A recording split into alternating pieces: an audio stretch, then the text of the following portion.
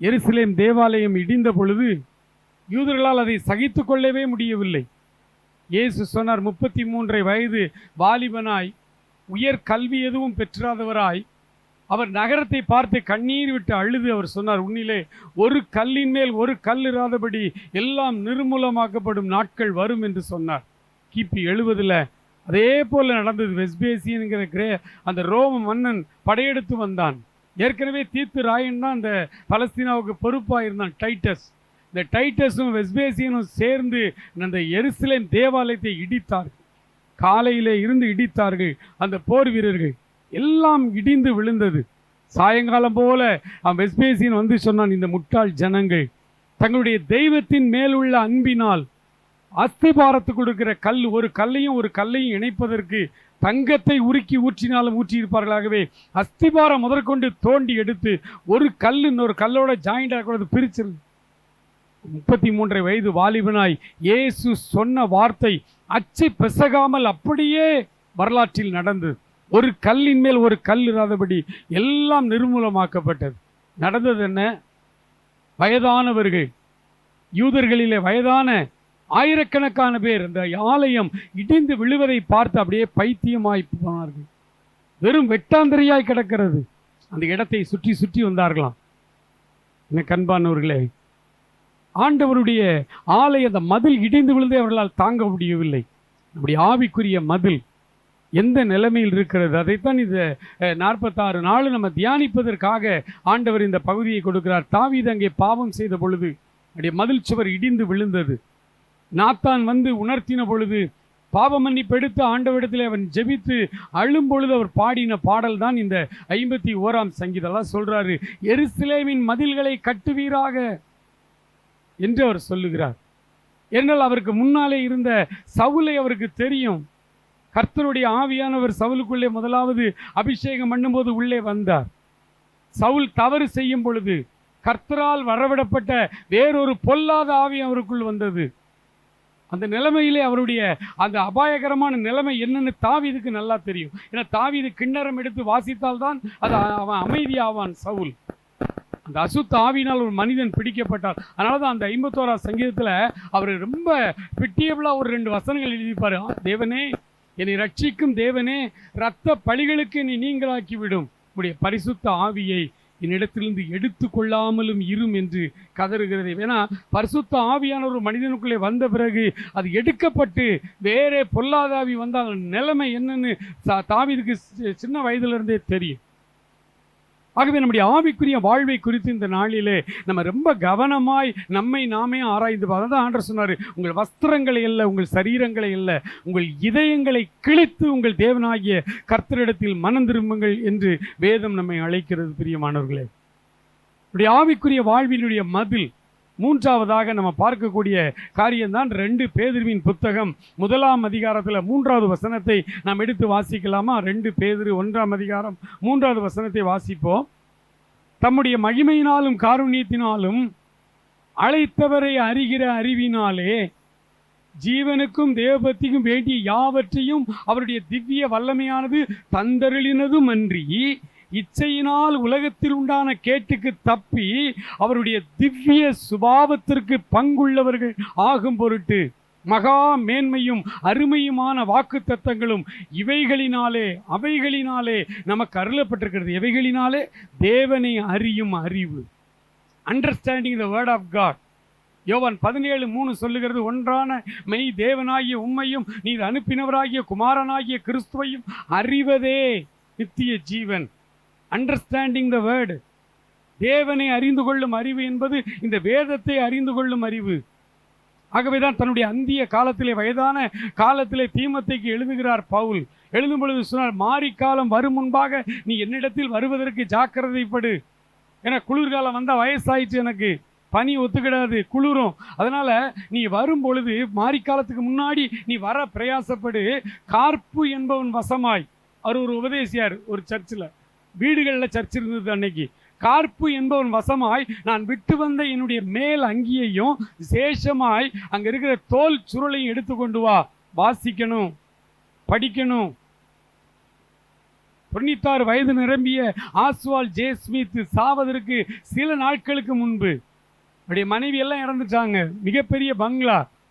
அவர் நேற்றே நம்ம பார்த்தோம், விரல் நீட்டி குற்றம் சாட்டப்படாத ஒரு பரிசுத்தவான் அமெரிக்காவில். அவருடைய அசிஸ்டண்ட் வர்றாரு, எல்லாத்தையும் ராத்திரி வெளியே போகும்போது வீட்டுக்கு வெளியில் வந்து பார்க்குறாரு, ஐயா ரூமில் மட்டும் லைட் எரியுது, ஐயோ ஆஃப் பண்ணாமல் படுத்துட்டார் போலியேன்னு திரும்ப எல்லா கதவையும் திறந்துட்டு மேலே வர்றார். மேலே வந்து பார்த்தா கதவு திறந்துருக்குது, பெட்டில் உட்காந்துருக்கார் ஐயா.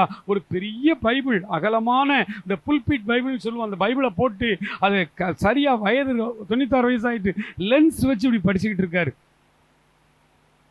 இவன் வந்து நிற்கிறதே அவர் உணர்ந்து உள்ளவா, என்னப்பா என்ன வேணும்னு கேட்டாராம்.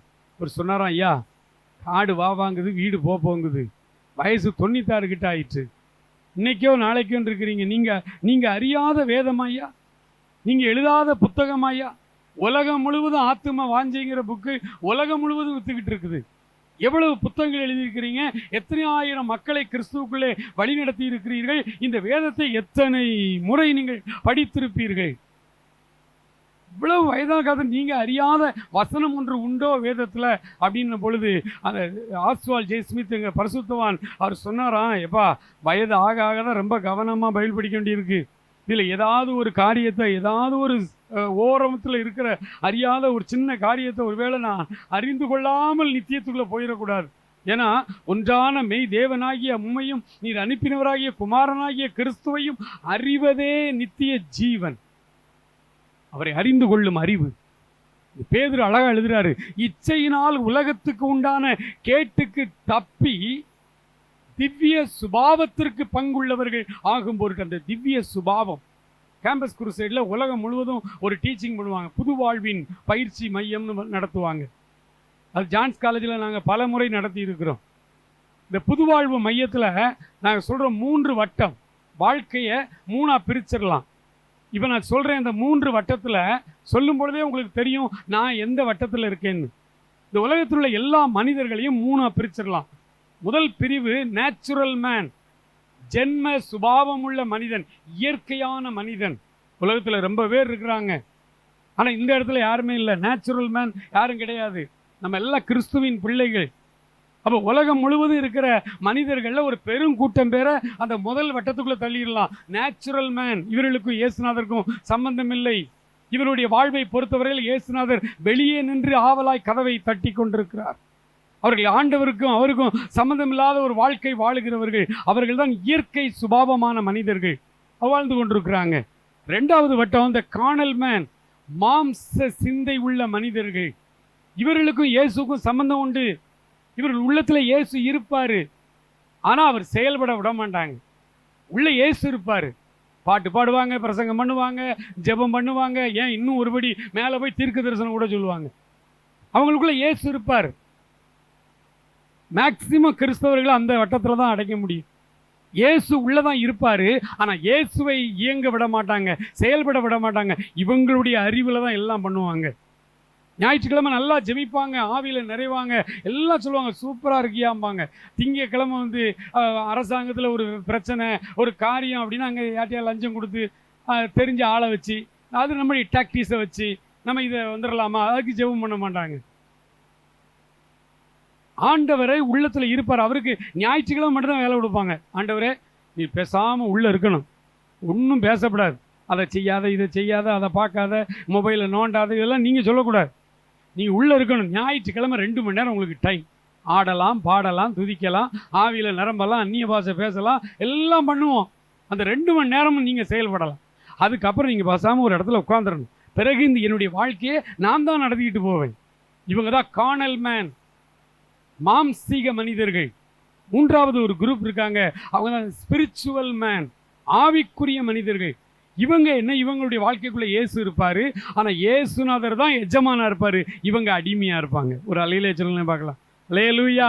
இந்த திவ்ய சுபாவம் என்றால் என்ன? அதுக்கு நிறைய உதாரணங்களை, சம்பவங்கள் வேதத்தில் பதிவு செய்யப்பட்டிருக்கிறது. நல்ல நமக்கெல்லாம் தெரிந்த ஒரே ஒரு சம்பவத்தை நம்ம எடுக்கலாம். அப்போஸ்தலர் நடவடிக்கைகளின் புஸ்தகம் 16ஆம் அதிகாரம் 31வது வசனத்தை வாசிக்கலாமா? அதற்கு அவர்கள், விசுவாசி நீயும் வீட்டாரும் ரட்சிக்கப்படுவீர்கள் என்று அங்கே அவர்களுக்கு சொன்னார்கள். இந்த சம்பவம் எல்லாம் நமக்கு தெரியும். பவுலும் சீலாவும், பவுலையும் சைலஸ் ரெண்டு பேரையும் உட்காவலறையிலே மாட்டி வைத்திருந்தார்கள். அந்த ஜெயிலில் நிறைய கைதிகள் இருந்தார்கள். அதில் இவர்களை ரொம்ப மோசமா உட்காவலறையிலே மாட்டி வைத்திருந்தார்கள். நடுராத்திரியிலே பவுலும் சைலஸும் கர்த்தரை துதித்து பாடினார்கள். கர்த்தரை துதித்து பாடினாங்க. சிறைச்சாலைக்காரன் தூங்கி கொண்டிருக்கிறான். ஒரு பூகம்பம் உண்டானது, எர்த்குவேக் உண்டானது. கட்டுகள் எல்லாம் கலண்டு போயிட்டு, வாசல்கள் கதவுகள் எல்லாம் திறவுண்டு போனது. எல்லாம் திறவுண்டு போயிட்டு சிறைச்சாலைக்காரன் நித்திரை தெளிந்து பார்க்கிறான். எல்லாம் திறந்து கிடக்கு. கட்டுண்டவர்கள் ஓடி போனார்கள் என்று எண்ணி, ரோம அரசாங்கம் ரொம்ப கொடுமையான சட்டத்திட்டமுடைய அரசாங்கம். காவல் தன்னுடைய பொறுப்புல காவல் இருக்கும்போது கைதிகள் ஓடிட்டாங்க அப்படின்னா ரோம அரசாங்கம் சித்திரவதை பண்ணலாம் ஒருவேளை அவனை. அதனால அவன் பார்த்தான், இது எதுக்கு அவன் கையில போய் மாட்டணும்னு சொல்லி வாளை எடுத்து தன்னைத்தானே குத்தி கொலை செய்து கொள்ள போனான். அப்படி போகும் பொழுது பவுல் உரத்த சத்தமிட்டு கூப்பிடுகிறார், நீ உனக்கு கெடுதி உண்டு செய்து கொள்ளாதே, நாங்கள் எல்லோரும் இங்கேதான் இருக்கிறோம். ஒரு சின்ன ஒரு 2 நிமிஷம் நான் ஒரு பிரேக் எடுத்துக்கிறேன். அந்த ஜெயிலில் நிறைய கைதிகள் இருந்தாங்க. எல்லாருமே யோக்கியர்கள். பவுலும் சீலாவும் வசனத்தை பிரசங்கம் பண்ணதுனால கொண்டு வந்து நிரபராதிகளை கைதியாக வச்சுருக்காங்க. மற்றபடி இருக்கிற கைதி எல்லாமே பரிசுத்தவான்களா, நிரபராதிகளா? தப்பு செஞ்சவன் ஒருத்தன் கூட இல்லையா? கொள்ளை அடித்தவன், பிப்பாக்கெட் அடித்தவன், பிளேடு போட்டவன், ஹவுஸ் பிரேக் பண்ணவன், எல்லாரும் தானே உள்ளே இருக்கிறான். எல்லா கைதியும் இருக்கிறான். இவங்க துதிச்சு பாடுனாங்க. நிறைய ஆன்லைன் ப்ரேயரில் உங்களுக்கு இதை சொல்லிக்கிட்டே இருப்பாங்க, துதிச்சு பாடு, கட்டுகள் கலண்டுரும். அப்படிலாம் கலந்துராது. நீங்கள் ரொம்ப கவனமாக இருக்கணும். அவர்கள் துதித்து பாடினார்கள், பவுலும் சைலஸும். வசனம் அழகா தமிழ் டிரான்ஸ்லேஷன் போட்டிருக்கு, எல்லாருடைய கட்டுகளும் கலண்டு போயிற்று. எப்படிங்க? இவங்க 2 பேருடைய கட்டுகள், ஆண்டவர் செய்த அற்புதம் அது. அவருடைய பிள்ளைகள் 2 பேர் உள்ள இருக்கிறாங்க. அப்ப ஆண்டவர் இந்த 2 பேரை தானப்பா. ஏற்கனவே பேதுரு ஒரு முறை இப்படி சிறைச்சாலையில் இருக்கும் பொழுது ஒரு தூதன் வந்து தட்டி எழுப்பி, வெளியே வாயா அப்படின்னு சொல்றாரு. இவர் கனவுன்னே நினைச்சுக்கிட்டு வர்றாரு. இந்த சினிமா மாதிரி வர வர ஒவ்வொரு கதவா அப்படி திறக்குது. பேதுருவ மாதிரி கொண்டு வந்து சிறைச்சாலையில் வெளியில விட்டுட்டு தேவதூதன் மறைஞ்சு போயிட்டார். இப்படி ஒரு சம்பவம் ஏற்கனவே நடந்துச்சு. இதுல என்ன நடந்திருக்கணும்? பவுலும் சீலாவையும் மாத்திரம் ஆண்டவரோ அல்லது தேவதூதனோ வந்து விடுதலை பண்ணி வெளியில கொண்டு விட்டுட்டு ஓடிப்போ, போ, உங்களை விடுதலை பண்ணியாச்சு, நீங்க அநியாயமா உள்ள இருக்கிறீங்க அப்படின்னு சொல்லி விட்டுருக்கலாம். ஆனா அப்படி நடக்கல. இந்த இடத்துல சிறைச்சாலையின் அஸ்திபாரங்கள் குலுங்குச்சு, கதவுகள் திறவுண்டது, எல்லாருடைய கட்டுகளும் கலண்டு போயிடுச்சு. நீங்க கொஞ்சம் வேதத்தை ஆழமா படிச்சு பார்த்தீங்கன்னா ரோமர் 10ஆம் அதிகாரத்தில் இதுக்கான விடை இருக்கு. விசுவாசம் எப்படி வரும்? கேள்வியினாலே வரும்.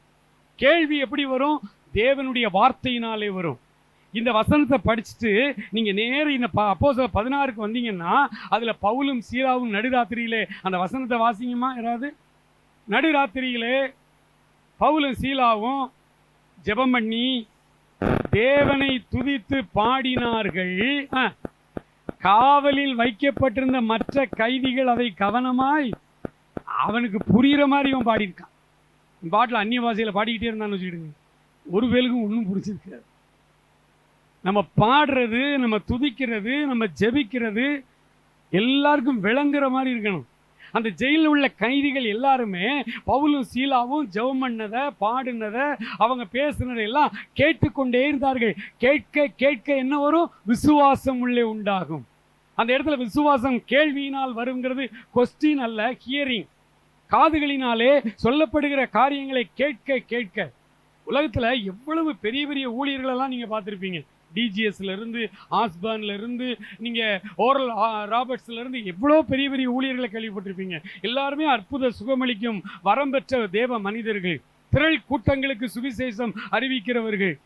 எவ்வளவு வரம், எவ்வளவு சுகமாக்கும் வரம் இருந்தாலும், டிஜிஎஸ் தினகரனாவே இருந்தாலும் முதல்ல மேடையில் வந்தாச்சுன்னா ஒரு 25 நிமிஷத்திலிருந்து 35 நிமிஷம் வரை தெளிந்த நீரோடை போல வசனத்தை தெளிவாய் பிரசங்கிக்கிறாரா? அதுக்கு அப்புறம் தான் ஜெபம் நடத்துறாங்க.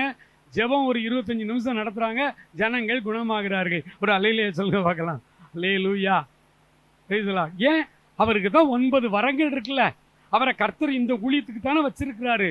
அப்போ மேடை அவர்கிட்ட மைக்க கொடுத்த உடனே அவர் 1 மணி நேரமும் ஜெபம் பண்றாருன்னா இன்னும் ஒரு 10-15 பேர் பேரை சொல்லி கூப்பிடலாம். இன்னும் நிறைய பேருடைய வியாதியை குணமாக்கலாம். இன்னும் நிறைய சாட்சிகள் எழுமும் இல்லையா? எதுக்காக ஒரு 35 நிமிடம் வெறும் வசனத்தை அவர் பிரசங்கிக்கிறாரு அப்படின்னா, பேச அந்த வசனத்தை கேட்க கேட்க தான் வந்திருக்கிற ஜனங்களுக்கு என்ன உண்டாகும்? விசுவாசம் உண்டாகும். விசுவாசம் உண்டாகும். நீங்க ஒரு மாதிரி முறைச்சு பார்க்குறீங்களே. சரி, பைபிள் எடுத்துக்கங்க. அப்போஸ்தலர் நடவடிக்கையின் புஸ்தகத்தில் 16ஆம் அதிகாரத்தை எடுத்துக்கங்க. அதில் 7வது வசனம் வாசிங்க. அப்போஸ்தலர் 16:7. அது இல்லைம்மா, அங்கே அவர்கள் சுவிசேஷத்தை பிரசங்கித்தார்கள். அங்கே சுவிசேஷத்தை பிரசங்கித்தார்கள். லீஸ்திராவிலே தன் தாயின் வயிற்றிலிருந்து பிறந்தது முதல் சப்பானியாய் இருந்து ஒருபோது நடவாமலும் கால்கள் விளங்காதவனுமாய் இருந்த ஒரு மனிதன் பவுல் பேசுகிறதை கேட்டுக்கொண்டே இருந்தான். பவுல் அவனை உற்று பார்த்து, ரட்சிப்புக்கேற்ற விசுவாசம் அவனிடத்திலே உண்டென்று கண்டு நீ எழுந்து காலூன்றி நிமிர்ந்து நில் என்று உரத்த சத்தத்தோட சொன்ன பொழுது அந்த முடவன் பிறவி சப்பானி எழுந்து குதித்தெழுந்து நடந்தான். சர்வாங்க சுகம், 100% ஹீலிங் அங்கே நடந்துச்சு. அதுக்கு முன்னாடி என்ன பண்ணாங்க? சுவிசேஷத்தை பிரசங்கித்தார்கள். அதை அந்த சிறுவன் கவனமாய் கேட்டுக்கொண்டே இருந்தான். ஆண்டவருடைய அற்புதங்கள் என்பது இந்த மந்திரத்தில் மாங்காய் காய்க்கிற மாதிரி கிடையாது. அது ரொம்ப தவறான ஒரு உபதேசம். தேவனுடைய வார்த்தைகள் பிரசங்கிக்கப்படுகிற இடங்களில் விழிப்பாக கேட்கணும். நிறைய கூட்டங்களை பாருங்களேன், பிரசங்கம் ஆரம்பிச்சோடனே மக்கள் தூங்கிடுறாங்க. நல்ல சர்ச்சில் அழகான ஃபேனு, இன்னும் சில சபைகள்லாம் ஏசி வச்சுருக்காங்க. இப்போ நல்லா தாலாட்டு பாடுற மாதிரி பிரசங்கம் ஆரம்பிச்சோன்னு தெரியும். அது நம்ம சிஎஸ்ஐ மக்கள் இருக்காங்களே, ஐயோ இந்த விளம்பரம் அனௌன்ஸ்மெண்ட் வாசிக்கும் போது அவ்வளோ பேர் கவனமாக இருப்பாங்க. ஐரோவாள் இதுலையா தப்பு விட்டாருன்னா தொலைஞ்சுது. அனௌன்ஸ்மெண்ட்டில் இருக்கிற கவனம் இந்த பிரசங்கம் கேட்குறதுல இருந்துச்சுன்னா நம்ம சபைகள் இன்னும் சீர்பட்டுருக்கும். ஒரு அலையிலையா சொல்லுங்க பார்க்கலாம். பிரசங்கம் ஆரம்பிச்சோடனே தூங்கிறது, நல்லா தூங்கிறது. அப்புறம் ஜெபம் பண்ண கடவோம்னே முழிச்சிருவாங்க. முழிச்சுட்டு தோத்திரம் தோத்திரம் தோத்திரம்பா. ஒன்றும் நடக்காது. எல்லார் பேரையும் ஆண்டவர் கூப்பிடுவார். நிறைய பேருக்கு சுகமாகும், இவனுக்கு சுகமாகாது. ஏன்னா இவன் வசனத்தை கேட்கலையே. அதனால தான் உலகத்தின் எவ்வளவு வரம் பெற்ற ஆளா பவுல் அப்போஸ்தலனாகவே இருந்தால் கூட முதல்ல ஜனங்களுக்கு பிரசங்கம் பண்ணணும். சுவிசேஷத்தை பிரசங்கித்து விட்டு தான் ஜெபம் பண்ணணும். அப்படி ஜெபம் பண்ணும்பொழுது தான் அங்கே அற்புதம் நடக்கும். ஒரு அலையில சொல்லுங்க பார்க்கலாம். அப்போ அற்புதத்தை பெற்றுக்கொள்வதற்கு பிரசங்கியாரை இயக்குகிற கடவுளும் மாத்திரமல்ல, இருக்கிற ஜனங்களுக்குள்ளும் அந்த விசுவாசம் வேண்டும். இதெல்லாம் 3 சேர்ந்து தான் அங்கே அற்புதம் நடக்கும். அங்கே மிராக்கிள் நடக்கும், அற்புதங்கள் உருவாகும். அதனால் ஆண்டவருடைய வார்த்தைகளை கேட்டு அந்த கைதிகள் கடவுளின் வார்த்தைகள் பாடல்கள் இவர்கள் துதித்து பாடுகிறார்கள். அதை கேட்டுக்கொண்டே இருந்தார்கள். கேட்க கேட்க கேட்க அவர்களுக்குள்ளே விசுவாசம் வந்தது. அங்கே அற்புதம் நடந்த பொழுது எல்லாருடைய கட்டுகளும் கலண்டு போயிற்று. ஒருவேளை நீங்கள் கேட்கலாம், பிரதர் நீங்களா கற்பனை பண்ணி பேசுறீங்களே பிரதர், எல்லாருடைய கட்டும் கலண்டு போயிட்டு இருந்தால் எல்லாரும் ரசிக்கப்பட்டாங்கன்னு இருக்கா? எல்லாரும் இந்த வார்த்தையை கேட்டு விசுவாசம் அடைஞ்சு ரசிக்கப்பட்டாங்கன்னு வசனம் இருக்கா? இல்லை இல்லை. அப்புறம் நீங்களா ஏன் சொல்றீங்க, நானா ஏன் சொல்றேன்னு தெரியுமா? அந்த ராத்திரியிலே சிறைச்சாலைக்காரன் தன்னைத்தானே குத்தி கொலை செய்ய வந்த பொழுது உள்ளே இருந்து பவுல் கத்துகிறார், நீ உனக்கு கெடுதி ஒன்றும் செய்து கொள்ளாதே, நாங்கள் எல்லோரும் இங்கே தான் இருக்கிறோம், நாங்கள் எல்லாருமே இங்கே தான் இருக்கோம், ஒருத்தரும் ஓடலை. தீப்பந்தத்தை எடுத்து வந்து பார்க்குறான், நடுங்கினான். அந்த சிறைச்சாலை காவல்காரன் நடுங்கி திகைத்து இவங்க காலில் விழுந்து, ஆண்டவமாரே ரட்சிக்கப்படுவதற்கு நாங்கள் என்ன செய்ய வேண்டும்? நீங்கள் கும்பிடுற சாமி தாங்க சரியான சாமி. ஒரு அலையில சொல்லுங்க பார்க்கலாம். இவ்வளோ பெரிய அற்புதம். ஒரு உதாரணமாக இந்த கூட்டத்தில் என்ன ஒரு ஆளாக எடுத்துக்கிறேன், உங்களில் ஒரு ஆளாக எடுத்துக்கிறேன், கோபப்பட மாட்டேங்குன்னு நினைக்கிறேன். எல்லாருமே ஆண்டருடைய பிள்ளைகள் தானே. நம்ம 2 பேரும் அங்கே சிறைச்சாலையில் பவுலும் சீலாவுக்கும் பதில் நம்மளை மாட்டி வச்சுருக்காங்கன்னு வச்சுங்களேன். அந்த சம்பவத்தில் நம்ம இருந்தோம்னா என்ன நடந்திருக்கும் பாருங்களேன்.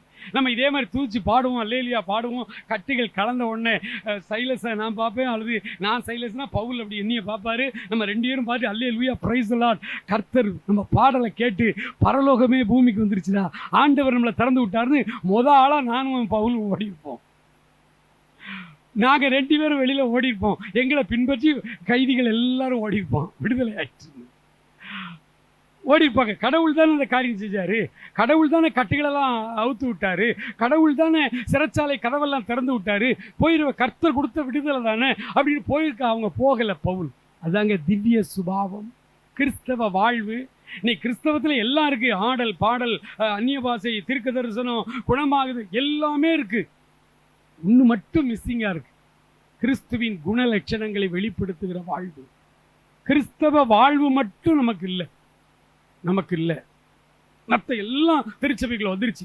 ஆடல் பாடல், பக்கத்தில் உள்ள இடிக்கிறது, தள்ளுதல் எல்லாம் வந்துருச்சு உள்ள. ஆனா அது பிரயோஜனம் இல்லை. பிரயோஜனம் திவ்ய சுபாவத்துக்கு பங்குள்ளவர்களானால் மட்டும்தான் பரலோக ராஜ்யத்தினுடைய இந்த பிரவேசம் நமக்கு கிடைக்கும். 11வது வசனம் அப்படிதான் வாசித்து முடிச்சாங்க. அப்போ இந்த திவ்ய சுபாவத்தை தான் இங்க பவுல் வெளிப்படுத்துறார். நாங்க எல்லாருமே இங்க தாங்க இருக்கணும். பார்த்தான், நடுங்கிட்டான், திகைத்து போனான். இப்படியும் மக்கள் இருப்பாங்களா ஐயா? இந்த ரோம அரசாங்கம் எவ்வளவு கொடுமையான அரசாங்கம்னு கைதிகளுக்கு தெரியும். தெரிஞ்சிருந்தும் கதவை திறந்து விட்டும் கூட ஒருத்தனும் ஓடாம உள்ளே இருக்கிறாங்களே. அப்ப இவங்க வழிபடுகிற தெய்வம் தாங்க சரியான தெய்வம் என்று சொல்லி அவன் சொன்ன, ஆண்டவமாரே, ரட்சிக்கப்படுவதற்கு நாங்கள் என்ன செய்ய வேண்டும்? இயேசு கிறிஸ்து விசுவாசி, அப்பொழுது நீயும் உன் வீட்டாரும் ரட்சிக்கப்படும். அன்று ராத்திரியிலே இந்த குடும்பத்தார் அனைவரும் ஞான ஸ்நானம் எடுத்து கிறிஸ்துவின் மந்தையிலே சேர்ந்து கொண்டார்கள். கரங்களை தட்டி ஒரு அலையில சொல்லுவோமா? ஹல்லேலூயா, பிரைஸ் தி லார்ட். ஒரே ஒரு நடக்கை, எவ்வளவு பிரசங்கம் பண்ணாலும் இவ்வளவு பேரும் மனந்திருப்பாங்க தெரியல. ஒரே ஒரு திவ்ய சுபாவம். ஒரு வேளை அந்த இடத்துல நானும் இன்னொரு பிரதரும் இருந்து வெளியில ஓடி இருந்தோம்னு வச்சுக்கோங்களேன், என்ன நடந்திருக்குன்னு ஒரு கற்பனை பண்ணி பார்க்கலாமா? எல்லா கைதிகளும் ஓடி இருப்பாங்க. இவன் எழுந்து பார்க்குறான், சிறைச்சாலைக்கா நித்திரை தெளிந்து பார்க்குறான், ஒருத்தரும் இல்லை. உடனே குத்தி, தன்னைத்தானே குத்தி கொலை பண்ணிக்கிட்டான், தற்கொலை பண்ணி செத்து போனான். உங்களுக்கு தெரியும் நல்லா, யாரா இருந்தாலும் ஊழியக்காரங்களா இருந்தாலுமே தற்கொலை பண்ணா நரகம்தான், பரலோகம் கிடையாது அவங்களுக்கு. நம்ம எல்லாருக்கும் தெரியும். அப்ப இந்த சிறைச்சாலை காவல்காரன் தன்னைத்தானே குத்தி செத்ததுனால அவன் நரகத்துக்கு போயிடுவான். அவன் மனைவி பிள்ளைகள் என்ன ஜனநாயக நாடா? கருணை அடிப்படையில் புருஷன் அரசு பணியிலிருந்து செத்தா மனைவிக்கு அல்லது பிள்ளைகளுக்கு அரசு வேலை கொடுக்கறதுக்கு விரட்டி விட்டுருப்பான் ரோமர். அந்த காலத்தில் பெண்கள் அதிகமாக படிச்சிருக்க மாட்டாங்க, மேக்சிமம் வெளியே விரட்டி விட்டுருப்பான். அவளும் அவள் பிள்ளைகளை என்ன செய்வாங்க? பிச்சை தான் எடுத்துருக்கணும். ரோடா பிச்சை எடுக்கிறாங்க. அவங்க லைஃப் இவ்வளோ ட்ராஜடியாக மாறிடுச்சு. அப்படியே ஒவ்வொரு கிராமமாக பிச்சை எடுத்துக்கிட்டு பரட்ட தலையோட கிழிஞ்ச சட்டையோட அந்த அம்மா பிள்ளைகளை 2-3 பிள்ளைகளை கூட்டிக்கிட்டு அப்படியே வருதுன்னு வச்சுங்களேன். அப்படியே ஒரு நேர சின்னமாபுரத்துக்கு வருது பிச்சை எடுத்துக்கிட்டு. இங்கே சின்னமாபுரத்தில் இதே இடத்துல நின்று நான் பிரசங்கம் பண்ணிட்டு இருக்கேன். ஏசு நல்லவர், ஏசு வல்லவர் என்றென்று பாட்டு பாடுற அந்த அம்மா வந்து அப்படி ஓரமாக ரோட்டு ஓரமாக நிற்கிது. நான் பார்க்குறேன், ஆகா கிறிஸ்தவர்கள்லாம் உட்காந்துருக்காங்க, புதுசாக ஒரு ஆத்மா வந்திருக்குது, நம்ம பாட்டை சத்தத்தை கேட்டு பரவாயில்ல, இன்னைக்கு இந்த ஆத்மா ரசிக்கப்படணும்னு தைரியமாக பாடிக்கிட்டு இருக்கேன்.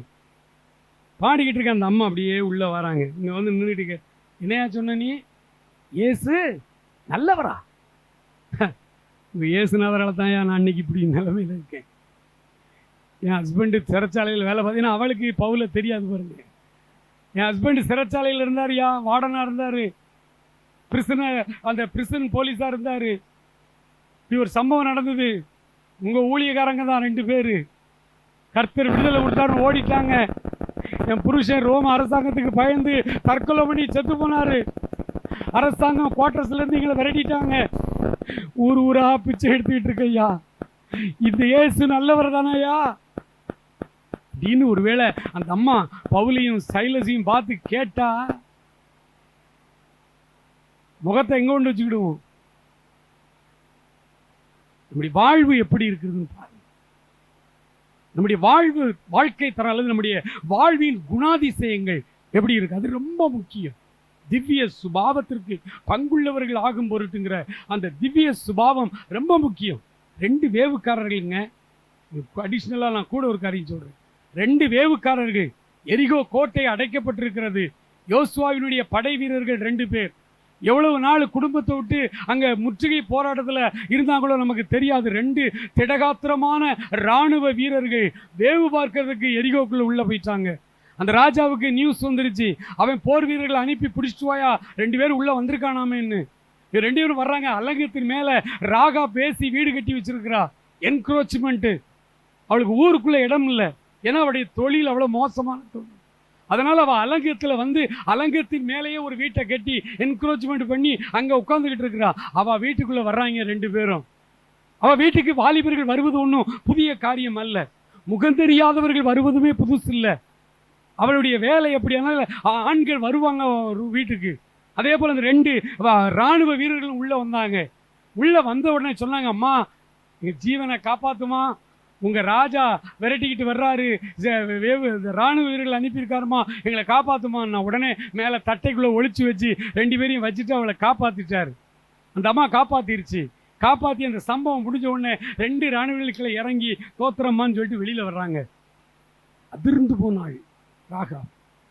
ஏன் வீட்டுக்குள்ள வந்துட்டு கரைபடாம போறாங்களா?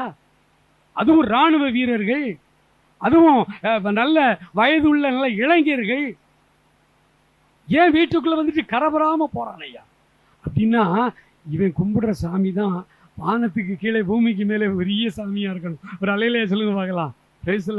மறிச்சிட்டா ஐயா கொஞ்சம் நில்லுங்க, நான் அவங்க உயிரை காப்பாற்றணும் இல்லையா? ஆமா, அதனால நீங்க உங்க கடவுள் தான் பெரிய கடவுள். கட்டாயம் எரிகோவை நீங்க பிடிச்சிருவீங்க. நீங்க இந்த நகரத்தை அட்டாக் பண்ணி பிடிக்க வரும் பொழுது என்னை நீங்க காப்பாற்றணும். என் ஜீவனை, உன் ஜீவனை நான் காப்பாற்றுற மாதிரி என் ஜீவனை நான் காப்பாற்றணும். உடனே அவங்க சொன்னாங்க, உன் ஜீவனை மட்டும் காப்பாற்ற முடியாதுமா, அப்படிலாம் சட்டத்தில் இடம் இல்லை. நீ இன்றைக்கு எங்க ஆண்டவரை நம்பி விசுவாசிச்ச, நீ ஒரு காரியம் செய். ஒரு சிவப்பு நூல் கயிறு தர்றோம், அதை எங்களை இறக்கி விட்ட ஜன்னல்ல கட்டி வெளிப்பக்கமா தொங்க விட்டுரு. நல்லா கவனிச்சுட்டு வாங்க. ஒரு சிவப்பு நூல் கயிறை ஜன்னல்ல கட்டி வெளிப்புறமா தொங்க விட்டுரு. அதுக்கப்புறம் நீ ஊருக்குள்ள போய் உங்க அப்பா அம்மா உன் சொந்தக்காரன் சகோதரர்கள் உடன் பிறந்தவங்க எல்லாம் எத்தனை பேரை கூட்டிட்டு வர முடியுமோ அத்தனை பேரை கூட்டிட்டு வந்து இந்த வீட்டில் வச்சிரு. நாங்கள் இந்த நகரத்தை பிடிக்க உள்ள வரும்பொழுது யோசுவாட்ட சொல்லிட்டு தான் நாங்கள் வருவோம். எந்த ஜன்னலுக்கு மேலே வெளியில் அந்த சிவப்பு நூல் கயிறு தொங்குதோ அந்த வீட்டில் உள்ளவங்களையும் நாங்கள் ஒன்றுமே செய்ய மாட்டோம் அப்படின்னு அந்த 2 இராணுவ வீரர்கள், கிறிஸ்தவ வீரர்கள், அவங்க அவளுக்கு சொல்லி கொடுத்தாங்க. ஏன்னா ரட்சிப்பு என்பது நான் மட்டும் அடைகிறதில்லை, அது திவ்ய சுபாவம். இப்போ இந்த அம்மா தேசி அப்படின்னு பைபிளில் போட்டிருக்கு. இந்த அம்மா இறங்கி இப்போ ஊருக்குள்ளே போய் அப்பா கூப்பிடணும். அப்பா அம்மாவை என்ன சொல்லியிருப்பாங்க? ஒருவேளை அவள் வேசித்தனத்திலே ஊருக்குள்ளே பிடிபட்ட பொழுது, இவா எனக்கு பிள்ளையும் இல்லை நான் இவளுக்கு தகப்பனும் இல்லைன்னு தண்ணியை ஊற்றி தலைமொழி இருப்பார். ஓடிப்போ நாயன் விரட்டி விட்டுருப்பார். ஒரு இடமும் ஊருக்குள்ளே இருக்க முடியாம தான் அவள் அந்த என்கரேஜ்மெண்ட்ல மேலே வந்து இருக்கிறா. நீங்கள் இந்த எரிகோ கோட்டையை பார்த்தீங்கன்னா 2 கோட்டைகள், ரொம்ப அகலமான கோட்டை. 2 கோட்டைக்கும் இடையில 16 அடி அகலமான ஒரு பெரிய பள்ளம் உண்டு. அந்த ஊரில் உள்ள குப்பை கூளங்கள் சாம்பலெல்லாம் அள்ளி அள்ளி அதெல்லாம் போடுவாங்க. அது சில இடத்துல நிரம்பி வழியும். அந்த குப்பை மேட்டில் தான் குடியிருந்தா ராகாப். கொஞ்சம் வசதி வாய்ப்பு வரும் பொழுது அந்த வெளியே அலங்கத்தின் மேலேயே வீட்டை கட்டிட்டு இப்போ சிவப்பு நூல் கயிற்று அவங்க போனாங்க. போன உடனே சிவப்பு நூல் கயிற்றை கட்டி தொங்க விட்டா. மேலே இருக்க அலங்கம், காத்தின் வேகம் அதிகமாக இருக்கும். ராத்திரி நிம்மதியாக படுத்திருக்கிறா. அதிகாலையிலே திடீர்னு முனிப்பு வந்துடுது. கெட்டின கயிறு இருக்கா அந்த ஊச்சா. காலையில் வந்தோடனே முதல் வேலை அந்த கயிற்றை எடுத்து இருக்கு. அடுத்தால வெளிப்பக்கமாக கிடக்கிறதுனால சூரிய ஒளி அடிக்கும், மழை பெய்யும், அந்த சாயம் போயிடக்கூடாது. ரொம்ப பேருக்கு சாயம் போயிடுச்சு சபையில். எல்லாம் ஆண்டவரை ஏற்றுக்கொண்ட பிள்ளைகள் தான். ஒரு காலத்தில் ஆண்டவர் ஏற்றுக்கொண்டு ரொம்ப சந்தோஷமா மகிழ்ச்சியா ஆடி பாடி சுவிசேஷ ஊழியம்னா அவ்வளவு வைராக்கியமா ஆண்டவருக்காக வாழ்ந்தவங்க தான். ஆனால் நாள் ஆக ஆக சாயம் போயிடுச்சு. அது தினம் பார்க்கணும். ஏன்னா யோசுவா வரும்பொழுது யோசுவா கிட்ட என்ன சொல்லியிருப்பாங்க? ஒரு சிவப்பு நூல் கயிறு தொங்கும் யோசுவா, அந்த வீட்டையும் வீட்டாரை மட்டும் நம்ம ஒன்றும் பண்ணக்கூடாது அப்படின்னு. இதெல்லாம் எத்தனை கிமுல நடந்ததுங்க. கிபி 85ல் வெள்ளைக்காரங்க 2-3 பேர் இங்கிலாந்துலேருந்து வந்து அவங்க புதைபொருள் ஆராய்ச்சி பண்ணுறாங்க. எரியோ பட்டணம் விழுந்துருச்சாமேன்னு ஆழமாக தோன்றுறாங்க. கட்டடம் இடிஞ்சு அலங்கம் இடிஞ்சு உள்ளே கிடக்குது. எல்லாம் தோண்டி பார்க்குறாங்க. ஒரே ஒரு இடத்துல மட்டும் அந்த அலங்கம் மேலேருந்து கீழே வர இடியாமல் அப்படியே பூமிக்குள்ளே இறங்கி இருக்குது. அந்த அலங்கத்துக்கு மேலே ஒரு வீடு இருந்ததுக்கான அடையாளம் இருக்குன்னு அவங்க ஆய்வு குறிப்பில் எழுதுறாங்க. ராகாப்பினுடைய வீடாக இருக்கலாம் இல்லையா? இதில் ராகாப் வந்து தனக்கு கொடுக்கப்பட்ட அந்த ரட்சிப்பின் அனுபவம், தனக்கு கொடுக்கப்பட்ட ஆண்டவர் உள்ள வந்த அந்த அனுபவத்தை ஃப்ரெஷ்ஷாக வச்சிருக்கணும். சாயம் பெயரக்கூடாது, நூல் அந்து பெயர்க்கக்கூடாது. நிறைய பேர் உள்ள வந்தாள்கள் அடையாளம் தெரியாமலே வெளியே இருக்கா. ரொம்ப பேர் வெளியே போயிட்டாங்க. அடைக்கலாபுரம்னு ஒரு கிராமம் சங்கரங்கோயில் தாலுகாவில் இருக்குது. நீங்கள் இப்போ வேணாலும் கேட்கலாம், தேவர்குளம் பாஸ்டேட்டு. இந்த அடைக்கலாபுரம் கிராமம் ஒரு காலத்தில் வெள்ளைக்காரங்க வந்து அந்த பெல்ட்டில் ஃபுல்லாக குதிரையை வந்து ஊழியம் செய்யும் பொழுது இந்த அடைக்கலாபுரத்தில் குதிரையை நரம்பை வெட்டி காலை வெட்டி வெள்ளைக்காரனை பிடிச்சி அடிச்சு விட்டாங்க. அவ்வளோ ஒரு பயங்கரமான ஊர் அடைக்கலாபுரம். அந்த ஊரில் சுவிசேஷ ஊழியம் செய்தார். இந்த மிஷினரி ஊழியம் செய்து அடைக்கலாபுரம் முழுவதும் கிறிஸ்தவ கிராமமாய் மாறிச்சு. இன்னைக்கு போய் பார்க்குறோம், 10 குடும்பம் தான் கிறிஸ்தவ குடும்பம் இருக்கு. மற்ற குடும்பம்லாம் எல்லாரும் இந்துவாயிட்டாங்க, இந்துவாவே மாறிட்டாங்க. 1000 காரணங்கள் சொல்றாங்க. ஆனால் அடிப்படை காரியம் என்ன? கொடுக்கப்பட்ட ஆண்டவர் உள்ளத்துக்குள்ள வந்தாரு, ரட்சிப்பின் அனுபவத்தை பெற்றாங்க. அடுத்த தலைமுறையில் எல்லாத்தையும் விட்டுட்டாங்க. நூல் அந்து போச்சு, ரொம்ப பேருக்கு சாயம் போயிடுச்சு. ஆனா இவ அதை ரெண்டையும் கவனமா பார்க்கணும். ராகா பேசி அது மாத்திரம் இல்ல, தன்னுடைய அப்பா அம்மாவை போய் கூப்பிடணும். அம்மா உள்ள இருந்து என்ன சொல்லிப்பாரு, ஏடா இவ வந்து நம்மளை கூப்பிடுதா, கேவலமான பொம்பளை இல்ல, ஒரு அசிங்கமான வாழ்க்கை வாழ்ற பொம்பளை இல்ல, இனி வந்து அப்பா அம்மான்னு கூட நீ தான் எனக்கு மகளே கிடையாது அப்படின்னு உள்ள இருந்து விரட்டி இருக்கலாம். ஒருவேளை என்ன நடந்துன்னு தெரியாது. நான் இவ என்ன சொல்லியிருக்கணும் தெரியல, நின்று வாசல் நின்று, அப்பா நான் ரட்சிக்கப்பட்டேன்ப்பா, நான் இப்போ பழைய பாவி இல்லைப்பா, நான் மனம் திரும்பிட்டேன்ப்பா, மெய்யான கடவுளை நான் தெரிஞ்சு கொண்டேன்ப்பா, நீங்கள் வாங்கப்பா, இந்த கடவுள் அந்த இராணுவ வீரர்கள் இந்த பட்டணத்தை பிடிச்சிருவாங்கப்பா, நம்ம பாதுகாக்கப்படணும், நம்ம காக்கப்படணும், இந்த கிராமம் அழிகிறதோட எரிகோவோ மக்களோடு நாம் அழிச்சிடப்படாது, வாங்கப்பான்னு சொல்லி அந்த வீட்டுக்குள்ளே உணர்ந்து அந்த வீட்டுக்குள்ளே வருவாங்களா? கூட பிறந்த அண்ணன் தம்பி கூட பிறந்தவங்க வருவாங்களா? அந்த வீட்டுக்குள்ளே அப்பா அம்மா வருவாங்களா? எல்லாத்தையும் கொண்டு வந்து உள்ள அடைக்கணும். நாங்கள் திவ்ய சுபாவம், ஆண்டவருக்குள்ள வந்துட்டேன், ரசிக்கப்பட்டேன், அந்நிய பாஷை பேசுகிறேன் மட்டும் செல்லாது, செல்லாது. திவ்ய சுபாவத்திற்கு நாம் பங்குள்ளவர்கள் ஆக வேண்டும் என்று வேதம் சொல்லுகிறது. அப்ப திவ்ய சுபாவத்திற்கு நான் பங்குள்ளவன் ஆக வேண்டுமானால் நான் என்ன செய்ய வேண்டும்? நான் என்ன செய்ய வேண்டும்? முதலாவது ஆண்டவருக்கும் நமக்கும் உள்ள உறவையும் அவருடைய அழைப்பையும் தெரிந்து கொள்ள ஜாக்கிரதையா இருக்கணும். 2 பேதுரு 1ஆம் அதிகாரம் 10, 11 வாசிக்கலாமா? 10வது வசனம் முதல்ல வாசிப்போம். ஆகையால் சகோதரரே, உங்கள் அழைப்பையும் தெரிந்து கொள்ளுதலையும் நீங்கள் உறுதியாக்கும்படி ஜாக்கிரதையாயிருங்கள். இவைகளை செய்தால் நீங்கள் ஒரு காலம் இடறி விழுவதில்லை. 11வது வசனம் வாசிங்க. இவ்விதமாய் நம்முடைய கர்த்தரும் இரட்சகருமாகிய இயேசு கிறிஸ்துவின் அவருடைய பரலோகத்திற்குள்ளே செல்லும் பிரவேசம் பரிபூரணமாய் நமக்கு அளிக்கப்படும். அல்லேலூயா, பிரைஸ் தி லார்ட். இந்த கிறிஸ்தவ வாழ்க்கையிலே, இயேசுவோடு கூட வாழ்கிற இந்த வாழ்க்கையில நம்முடைய அழைப்பு என்ன, நம்முடைய தெரிந்து கொள்ளுதல் என்ன, இதை உறுதிப்படுத்தும்படி ஜாக்கிரதையா இருங்க. வெளிப்படுத்தல் 1:6 சொல்லுகிறது நம்முடைய அழைப்பு என்ன, நம்முடைய தெரிந்து கொள்ளுதல் என்ன என்று. 1 பேதுரு 2:9 சொல்லுகிறது நம்முடைய அழைப்பு என்ன. வாசிக்கலாமா? வெளிப்படுத்தல் 1:6 ஒருத்தர் வாசிங்க. நம்மிடத்தில் அன்பு கூர்ந்து தமது இரத்தத்தினாலே நம்முடைய பாவங்களற நம்மை கழுவி தம்முடைய பிதாவாகிய தேவனுக்கு முன்பாக நம்மை ராஜாக்களும் ஆசாரியர்களும் ஆக்கின அவருக்கு என்றென்றைக்கும் சதா காலம் மகிமை உண்டாவதாக. 1 பேதுரு 1ஆம் அதிகாரம் 9வது வசனம் வாசிங்க.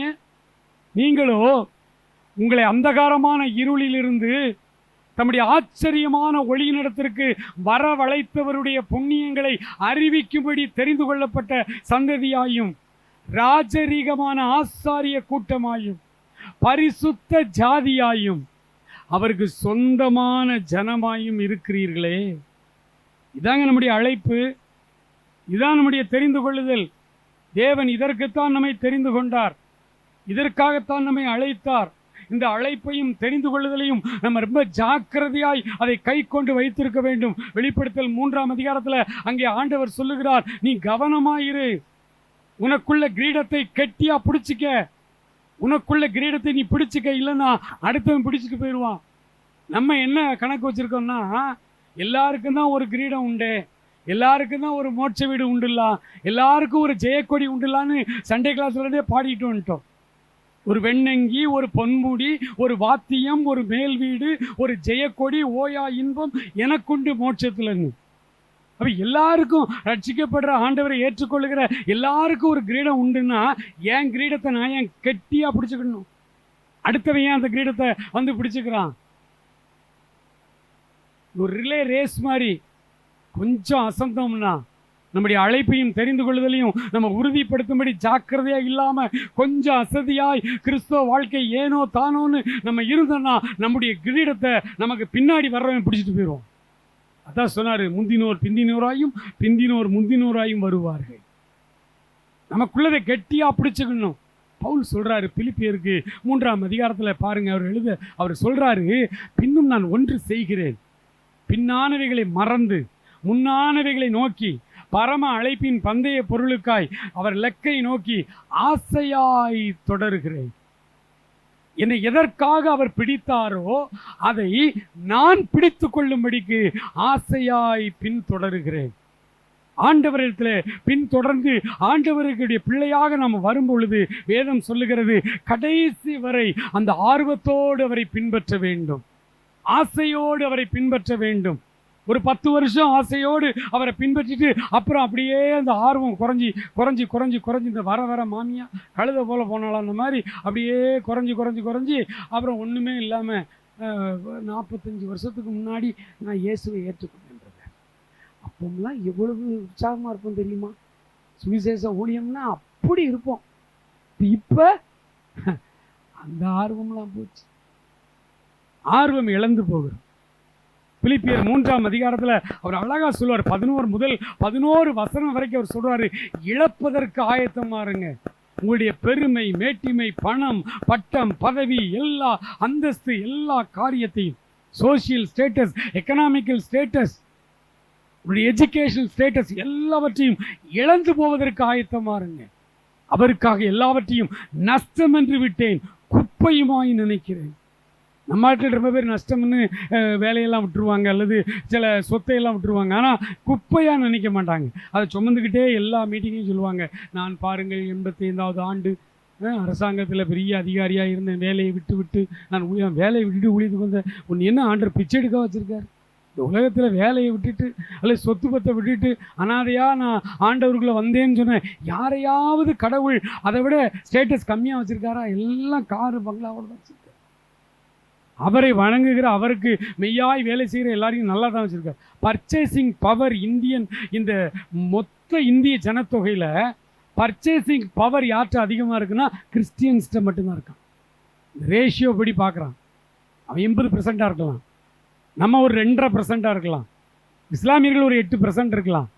இந்த பர்சன்டேஜ் படி அவன் பார்க்குறான், பர்ச்சேசிங் பவர் நம்மகிட்ட தாங்க இருக்குது, நம்மளை கர்த்தர் நல்லா தாங்க வச்சுருக்கார். ஒரு அல்லையிலே சொல்லுங்க பார்க்கலாம். பிரைஸ் சொல்லலாம். நீதிமான் கைவிடப்பட்டதையும் அவன் சந்ததி அப்பத்துக்கு பிச்சை எடுத்ததையும் என் கண்களால் நான் பார்க்கவில்லை என்று தாவீது சொல்லவில்லையா? 3ஆம் 4ஆம் தலைமுறை மட்டும் அந்த ஆசீர்வாதம் இருக்கும். ஆபிரகாமின் ஆசீர்வாதம் இன்னைய வரைக்கும் யூதர்களுக்கு வேலை செய்த, இன்னைய வரைக்கும் ஆசீர்வாதமா இருக்க. ஆண்டவருடைய காரியத்தில் நம்முடைய வாழ்க்கையில் அவர் எதிர்பார்க்கிறது ஆசையாய் பின் தொடரும். 12வது வசனத்திலிருந்து 16வது வசனம் வரைக்கும் நீங்கள் பார்த்தீங்கன்னா ஆண்டவர் எப்படி பின் தொடர்கிறார். அவர் அதே போல் நானும் பின் தொடர வேண்டும். அவர் அந்திய காலத்தில் சிறைச்சாலை நிருபத்தில் ஒன்று தான் பிலிப்பியருக்கு எழுதின நிருபம் அவர் எழுதுகிறார்.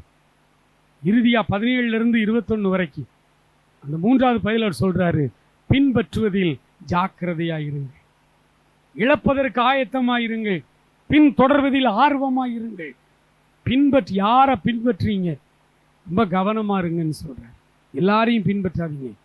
நாங்க எப்படி கற்றுக் கொடுத்தோமோ அதை யாரெல்லாம் மாதிரியா வச்சிருக்காங்களோ அவங்கள பின்பற்றுங்கிறார். திவ்ய சுபாவம், கோபம், பகை, எரிச்சல், அடுத்தவர்களுக்கு தவறாய் சதி பண்ணுதல். ஒரு வரலாற்று குறிப்பு சொல்லுது, மத்தியாசியா கைபர் போலன் கணவாய் வழியா இந்த ஆரியர்கள் உள்ள வந்தாங்க அப்படின்னு. இந்த ஆரியர்கள் யாரு? இந்த 10 கோத்திரத்தில் ஒரு கோத்திரமா தான் இருக்கணும். பெரும்பாலும் ஆராய்ச்சியாளர்கள் இந்தியர்களுடைய மென்டாலிட்டியை பார்த்துட்டு அவன் என்ன சொல்றான்னா, தான் கோத்திரத்துக்காரன் தான் உள்ள வந்திருக்காங்க. இந்த ஆரியர்களா உள்ள வந்தவங்க, இந்த ஆரியர்கள் யாருன்னா தான் கோத்திரம். தான் கோத்திரத்தினுடைய புத்தி என்ன தெரியுமா? குதிரையின் மேல் இருக்கவன் மல்லாந்து விழுந்து பிடரி முறிந்து சாகும்படி குதிரையினுடைய அந்த காலை கடிக்கிற விரியன் பாம்பை போல பாதையில் கிடக்கானாம். விரியன் பாம்புக்கு குதிரை காலை கடிச்சாக்கல அதுக்கு என்ன கிடைக்க போகுது? அதனுடைய உணவு குதிரையா? குதிரை மாம்சத்தையா விரியன் பாம்பு சாப்பிடும்? இல்லை. சரி, குதிரையை போய் இது கடிக்குது, குதிரை அப்படியே கத்துது, மேலே உள்ளவன் விழுந்து செத்து போறானே, அவன் செத்து போறதுனால இந்த விரியன் பாம்புக்கு ஏதாவது லாபம் உண்டா? ஒரு லாபம் இல்லாமலே அடுத்தவனை தப்பா நினைக்காம பத்தியில நம்ம ஊருக்காரங்க. Indian mentality. ஆரியர்களும் திராவிடர்களும் கலந்துட்டாங்க ஒரு கட்டத்தில். இங்கே ஆரியர்கள் வெள்ளையா இருப்பான், திராவிடர்கள் கருப்பா இருப்பாங்க. இப்படிதான் வரலாறு, நமக்கு பூகோளம் வரலாறு இப்படிதான் சொல்லி கொடுக்குது. ஆனா இன்னைக்கு பாருங்க, எல்லா குடும்பத்திலையும் வெள்ளையும் இருக்கு, கருப்பும் இருக்கு. ஏன் இப்படி கலந்துச்சு உள்ள? ஆரியர்களும் ஆரிய பண்பாடும் திராவிட பண்பாடும் ஒன்னா கலந்துச்சுன்னு 3ஆம் கிளாஸ் பாடத்தில் சொல்லி கொடுத்துட்டாங்க வாத்தியார் நமக்கு. ஓ, அப்பவுமே இவங்க கலந்துட்டான். அதுல கலக்காம உள்ள ஓடனா பார்த்தீங்களா? எதிர்த்துட்டு தஸ்யூக்கள் என்று அவர்களை அழைத்தார்கள். தஸ்யூக்கள்னா கேவலமானவங்க அப்படின்னு அழைச்சாங்க. அவங்க எல்லாம் காட்டுக்குள்ள ஓடணும் பார்த்தீங்களா? அவன் தாங்க இப்போ ஒரிசாலையும் பஞ்சாப்லையும் எல்லா இடத்துலையும் காட்டுக்குள்ள ஆதிவாசி ஆதிவாசின்னு மிஷினரிக்காரங்க சொல்றாங்க பார்த்தீங்களா? IMSல FMBVல. இந்த ஆதிவாசி யாருன்னா நம்ம ஊரில் உள்ள குப்பனும் சுப்பனும் தாங்க அங்கே இருக்கான். வேற மொழி பேசிக்கிட்டு இருக்கான். முகத்தை பார்த்தா அப்படியே திருநெல்வேலிக்கார மாதிரியே இருக்கும். உள்ள போய் பார்த்தீங்கன்னா ஒரு தடையாவது ஒரிசா போயிட்டு வந்துருங்க. ஒரிசா வேண்டாம், தெலுங்கானாவது போயிட்டு வாங்க. இல்லை, நம்ம ஊருக்காரங்க. அவனை ஆதிவாசிங்கிறோம். சரியா உடவுடுத்த தெரியல. இவன் எப்போ ஓடி போனான்னு உங்களுக்கு தெரியுதா? அந்த கிமு 3000 கங்கை நதிக்கரையில் ஆரியர்கள் வந்து அங்கே வேதங்களை உருவாக்கும் பொழுது ஆரியர்களுக்கும் திராவிடர்களுக்கும் முதல்ல ஒரு சண்டை வந்துச்சு, எதிர்ப்பு வந்துச்சு. அந்த எதிர்ப்புல பயந்து உள்ள காட்டுக்குள்ள ஓடினவங்க தான் இன்னைக்கு ஆதிவாசியாய் கண்டெடுக்கப்படுகிறான். நம்முடைய ரத்தம். அதனால தாங்க தென்னிந்தியாவிலையும் திருநெல்வேலி திருமண்டலத்திலிருந்து தான் ஏராளமான மிஸ்ரி ஸ்தாபனங்கள் அங்கே வேலை செய்யுது. தான் ஆடாவிட்டாலும் தன் சதை ஆடும் என்பார்கள். அந்த ரத்தம் கொதிக்குது. ஏன்னா நம்ம ஊர் ராமசாமி தான் அங்கே இருக்கிறான், நம்ம ஊர் இருளப்பன் தான் அங்கே இருக்கிறான். அவன் நம்முடைய திராவிட மண், நம்முடைய திராவிட ரத்தம், அவை ரத்தம். அதனால தாங்க இவ்வளவு கொதிப்பு நம்ம திருச்சபைகளுக்கு திருமடல்களுக்கு இவ்வளவு ஒரு ஆர்வம் வந்து அந்த அந்த ரத்தம் நம்ம துடிக்கிறதுனால அங்கே மிஷினரிகள் 90% மிஷினரிகள் நம்ம ஆட்கள் தான் அங்கே இருக்கிறாங்க வட இந்தியாவில். காரணம் இதுதான், நம்முடைய திராவிடர்கள். இப்போ திவ்ய சுபாவத்திற்கு நம்ம பங்குள்ளவர்கள் ஆகணும்னா முதல்ல ஆண்டவரை நம்முடைய வாழ்க்கையில் செயல்பட வைக்கணும். அதுக்கு நீங்கள் நேரம் எடுத்து, ஏன்னா வெளியான பாவம், சிகரெட்டு குடித்தேன் மனம் திருப்பிட்டேன், சாராயத்தை குடித்தேன் ரசிக்கப்பட்டேன், சினிமா பார்த்தேன் இதெல்லாம் எல்லாருக்குள்ளேயும் எல்லாரையும் விட்டு ஓடிடும் டக்குன்னு. ஆனால் ரத்தத்தோடு ரத்தமாய் உள்ள இருக்கிற ஜென்ம சுபாவங்கள் இருக்கு பாருங்க, பகைகள், பொறாமைகள், வெறிகள், உள்ளே இருக்கிற இந்த அருவருப்பான நம்முடைய ஜென்ம சுபாவம், எரிச்சல், முன்கோபம், இது கொஞ்சம் கொஞ்சமா கடவுளின் சுபாவம் போல நம்முடைய சுபாவங்கள் மாறிக்கொண்டே வரணும். தன்னை காட்டி கொடுக்க வந்தவனை கூட சிநேகிதனே அப்படின்னு சொல்லி கூப்பிட்டார். ஜென்ம சுபாவம் அவருக்கு உகந்த சுபாவமாய் நம்முடைய சுபாவங்கள் மாறணும். ஒரு வருஷம் 52 வாரம் 52 வாரமும் நான் இந்த சர்ச்சுக்கு போயிட்டேங்க, இந்த வருஷம் நான் எதையும் மிஸ் பண்ணலை, ஆண்டவர் நல்ல ஆரோக்கியத்தை கொடுத்தாரு, 52 வாரமும் எங்கள் சர்ச்சுக்கு நான் போயிட்டேன், ரொம்ப நல்லது. முதல் வாரம் போகும் பொழுது உங்களுடைய குணங்கள் எப்படி இருந்தது? 52 வாரத்தை போய் முடிச்சிட்டீங்க. இந்த 52 வாரத்தில், அதாவது ஒரு வருஷத்தில் உங்களுடைய குணங்களில் எதெல்லாம் குறைஞ்சிருக்கு? அதாவது 100% நீங்கள் உடனே பரிசுத்தமாக முடியாது, நானும் பரிசுத்தமாக முடியாது. ஆனால் நாட்கள் செல்ல செல்ல கொஞ்சம் கொஞ்சமாக குறையணுமே. முன்னே நான் அடிக்கிறவனாக இருந்தேன், இப்போ திட்டுகிறவனாக இருக்கிறேன். கொஞ்சம் கொஞ்சமாக குறையணும். ஒவ்வொரு வாரமும் பிரசங்கத்தை கேட்க கேட்க கேட்க நம்முடைய வாழ்க்கையில் நம்முடைய குணாதிசயங்களிலே கொஞ்சம் கொஞ்சமாய் அந்த வேலை நடக்கணும். அதுக்கு தான் ஆவியானவர். சும்மா துள்ளி குதிச்சு பக்கத்துல இடிச்சு பள்ளி கத்துறதுக்கு இல்லை ஆவியானவர். ஆவியானவருடைய அபிஷேகம், அவர் நம்மை மணவாளனுக்கு ஏற்ற மணவாட்டியாய் நம்மை அலங்கரிக்கிறதுக்கு வந்திருக்கிறார். அவர் நமக்கு சொல்லி தருவார். கோவப்படாத, எரிச்சல் படாத, இந்த எலெக்ஷனில் நீ தோத்துட்டியா அதுக்காக கோவப்பட்டுக்கிட்டு கோயிலுக்கு போகாமல் இருக்காத, அவன் ஜெயிச்சவன் மண்டகரமாக வர்றானா வரட்டும், அவனையும் நேசிக்க பழகு.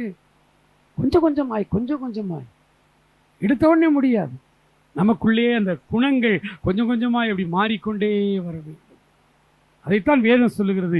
திவ்ய சுபாவத்திற்கு பங்குள்ளவர்களாய் மாறும் பொருட்டு மகா மேன்மையும் அருமையுமான வாக்குத்தத்தங்கள். இரண்டாவதாக, ஆண்டவருடைய வார்த்தைகளை அறிந்து கொள்ளுங்கள்.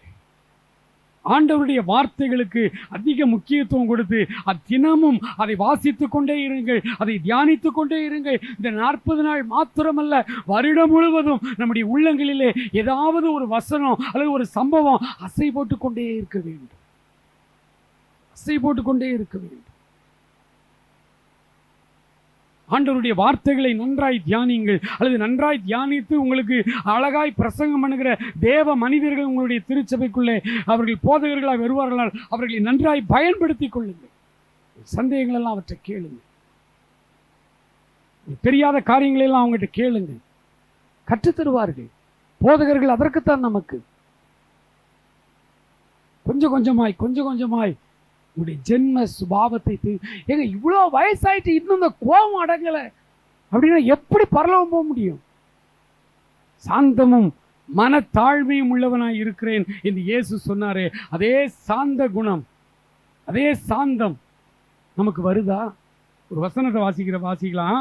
1 பேதுருவின் புஸ்தகத்தில் அதே 4ஆம் அதிகாரம், 1 பேதுருவின் புஸ்தகம் 4ஆம் அதிகாரத்தில் அங்கே போட்டுக்குவார், மயிரை பின்னி வாசிங்க.